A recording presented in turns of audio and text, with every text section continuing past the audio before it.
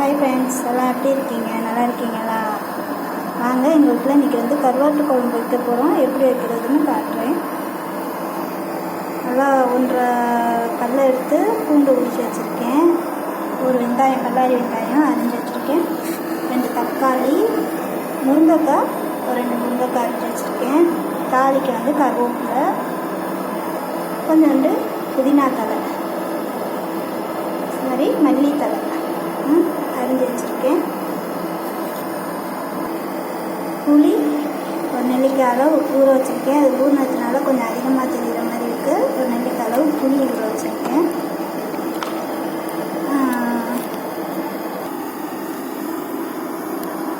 மல்லித்தூள் 3 teaspoon use பண்ணிக்கிறேன்.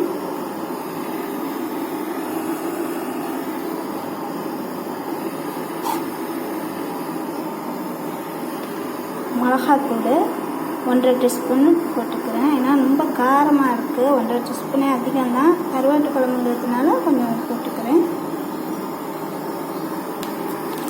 தனி மல்லி பாக்கெட் தான் வாங்கி வச்சுருக்கேன், அரைச்சி வைக்கல. அது கொஞ்சம் போட்டுக்கிறேன். ஒரு ஸ்பூன் அளவுக்கு போட்டுக்கலாம்.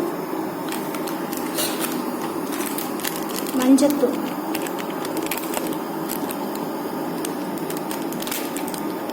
அதுவும் சும்மா ஒரு 1/2 ஸ்பூன் போட்டுக்கலாம்.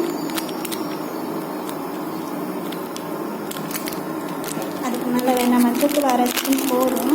இது வேணாம். சாப்பாடு வெந்துட்டுருக்கு. கறி பிடிக்கும், ஸ்டவ் அடுப்பில் வச்சுருக்கிறதுனால கறி பிடிக்கும்னு கோழி வர சோப்பு தடவி வச்சுருக்கேன். ஏன்னா விளக்குனா கறி இல்லாமல் சுத்தமாக போயிடும் பானை. அதனால் சோப்பு தடவி வச்சுட்ருக்கேன். நல்லா புளியை கரைச்சி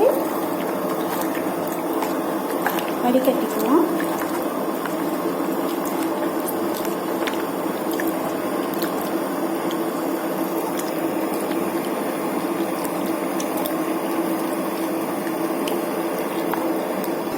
புளி கரைச்சி இந்த மசாலாலாம் போட்டேன் பார்த்தீங்களா, அதில் ஊற்றிட்டு இந்த பாருங்கள், இதான் புளி போட்டேன். எலுமிச்சம்பழம் சைஸ் தான். அது ஊறி பொதுன்னு இருந்ததுனால புளி அதிகமாக இருந்த மாதிரி இருந்துச்சு. இதான் புளி போட்டிருந்தேன். மசாலாவில் ஊற்றிருக்கேன். எல்லாத்தையும் புளி கரைச்சி ஊற்றி கரைச்சி வச்சுக்குவோம்.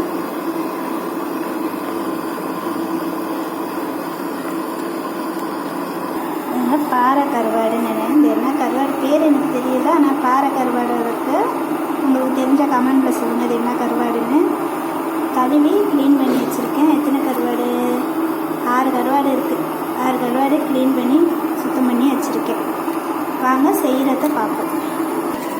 வாங்க, தேவையான உப்பு போட்டுக்கலாம். நான் உப்பு போடலைன்னா உப்பு போட்டுக்கலாம். உங்களுக்கு தேவையான உப்பு நீங்கள் போட்டுக்கலாம். போதும். பத்தலைன்னா அப்புறம் போட்டுக்குவோம். அடுப்பில் சட்டி வச்சுருக்கேன். எண்ணெய் ஊற்றப்போகிற சட்டி காஞ்சிருச்சு. கொஞ்சம் கருவாட்டு குழம்புனால கொஞ்சம் கூடவே எண்ணெய் ஊற்றிக்கணும். வெந்தயம் சூடு வந்த கைக்கு வெந்தயத்தை போட்டுக்கோங்க. எண்ணெய் நல்லா சூடு வந்துருச்சு. வெந்தயத்தை போட்டு வெடிக்கட்டும். வெந்தயம் வெடித்த கைக்கு கருவேப்பிலை போட்டுக்கோங்க. ஏன்னா ஃபஸ்ட்டு கருவேப்பிலை தான் வாசனை நல்லாயிருக்கும். கருவேப்பிலை போட்டுக்கோங்க. அதுக்கப்புறம்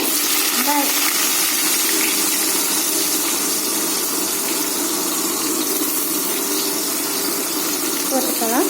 வெங்காயத்தை போட்டு நல்லா பொண்ணளவில் வதக்கிக்கலாம். ஏன்னா நானே பிடிச்சிட்டு வீடியோ எடுக்கிறதுனால ஒரு கையாலே என்னால் ஒன்றும் பண்ண முடியலை. பூண்டு பல்லையும் அதிலே போட்டு வதக்கிக்குவோம். ஏன்னா வதக்கினா கருவாட்டு குழம்புக்கு பூண்டு பல் தான் எல்லாம் வாசனை. நான் ஒரு 4 பூண்டு பல் எடுத்து வச்சுருக்கேன். ஏன்னா லாஸ்ட்டாக இறக்க போவையில் நச்சு அதில் போட்டோம்னா செம்ம வாசமாக இருக்கும். அதனால் எடுத்து வச்சுருக்கேன்.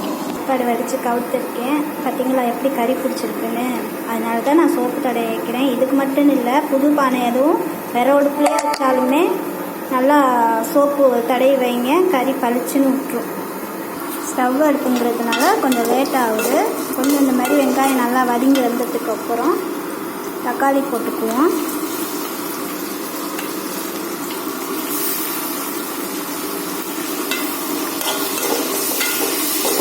தக்காளி போட்டு கொஞ்சம் லைட்டாக சால்ட் உப்பு போட்டுக்கலாம்.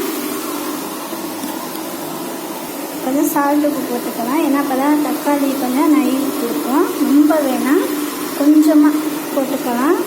ஏன்னா ஏற்கனவே குழம்புல வந்து நம்ம கல் உப்பு போட்டுருக்கிறதுனால சால்ட் உப்பு லைட்டாக போட்டுக்குவோம். ஏன்னா அப்போ தான் தக்காளி வந்து நம்ம சீக்கிரம் நழுவி கொடுக்கும்.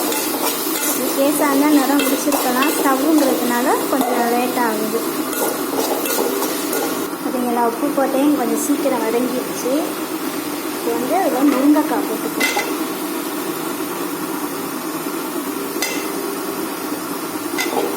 முருங்கைக்காய் போட்டு ரொம்ப கிண்ட வேணாம், கத்திரிக்காய் போட்டால் கூட கொஞ்சம் வதக்கலாம். இது வந்து முருங்கைக்காய் தான், ரொம்ப கிண்ட வேணாம்.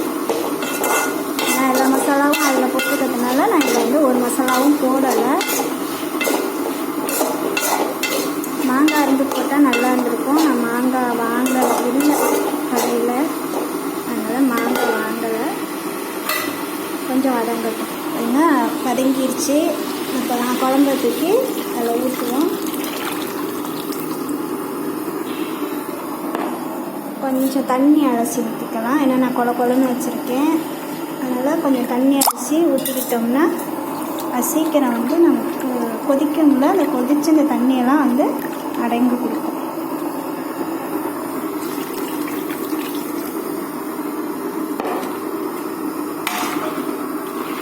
மல்லித்தலையும் அந்த பூண்டு பல்லும் லாஸ்ட்டாக போட்டு இறக்கிக்குவோம்.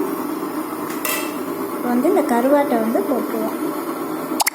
பாருங்க, கருவாடு. ஏன்னா இப்போ தான் கொதித்து இந்த கருவாடு வந்து கரைஞ்சாதான் கருவாட்டு குழம்புங்கிற வாசமே நமக்கு வந்து நல்லா தூக்கலாக இருக்கும். இந்த வீடியோ பிடிச்சிருந்துச்சுன்னா லைக் பண்ணுங்கள், ஷேர் பண்ணுங்கள், மறந்துடாமல் சப்ஸ்கிரைப் பண்ணுங்கள். இந்த வரையும் எனக்கு சப்ஸ்கிரைப் பண்ணி லைக் போட்டு கமெண்ட் போட்டவங்களுக்கு மனமார்ந்த நன்றி. நானாகவே தான் வீடியோ எடுத்து போட்டுட்ருக்கேன். கொஞ்சம் எனக்கு சப்போர்ட் பண்ணுங்கள். ஏன்னா குழம்பு கொதிக்கிற வரைக்கும் என்னால் வெயிட் பண்ண முடியாது. இதே 7 நிமிஷம் ஆயிடுச்சு, டயம் ஆக்கிடுச்சு. குழம்பு கொதிக்கிற வரையும்